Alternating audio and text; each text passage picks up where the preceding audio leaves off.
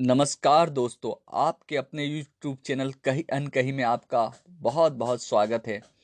अगर आपने मेरे चैनल को सब्सक्राइब नहीं किया होगा तो इसे सब्सक्राइब कीजिए और ज़्यादा से ज़्यादा शेयर कीजिए।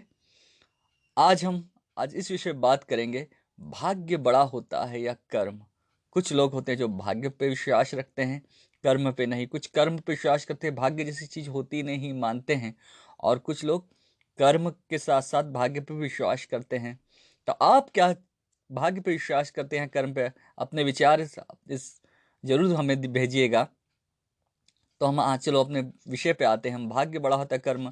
आपने देखा होगा, लोग कर्म करते करते करते एक मजदूर से एक बहुत आगे निकल जाते हैं, और कुछ लोग बस जहाँ थे वहीं वही काम करते करते वहीं रहते हैं। तो क्या है ये कर्म? तो वो भी क्या, एक मजदूर को देख लीजिए, मजदूरी करता है दिन भर, लेकिन कितने कमा पाता है, और कुछ एक फोन कॉल पे ही करोड़ों की डील कर लेते हैं। तो क्या है ये? कुछ समझ से परे हैं। कुछ कहावतें भी हैं, कुछ ये भी है, कई चीज़ें हैं। लेकिन इस एक कहानी के द्वारा हम इसे समझने की कोशिश करते हैं। दो शिष्य, एक गांव रहता, वहाँ दो शिष्य रहते हैं। एक गुरु के शिष्य रहते हैं। एक शिष्य जो बहुत ज़्यादा भाग्य पे विश्वास करता था, वो भाग्य को ही बड़ा मानता, कर्म उसके लिए इतना महत्वपूर्ण नहीं था। और एक दूसरा शिष्य था जो कर्म पे बहुत विश्वास करता था, भाग्य जैसी चीज़ वो मानता नहीं था। दोनों की अक्सर इसी बात पे लड़ाइयाँ हुआ करती थी। ऐसे ही वो लड़ते लड़ते एक दिन बात बहुत बढ़ गई। अपने गुरुजी के पास गए वो, और कहने लगे, गुरुजी, ये पहला वाला है जो शिष्य है, ये हमारा बोलता है कि भाग्य ही सब कुछ होता है, कर्म कुछ नहीं होता है, और मैं कर्म पे विश्वास करता हूँ। आप ही बताइए कौन सी चीज़ सही है और कौन सी गलत है, आप ही बताइए।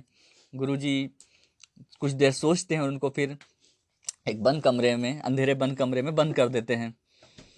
अंधेरे कमरे में बंद कर देते हैं। उसके बाद अंधेरे कमरे में आधी रात हो जाती है।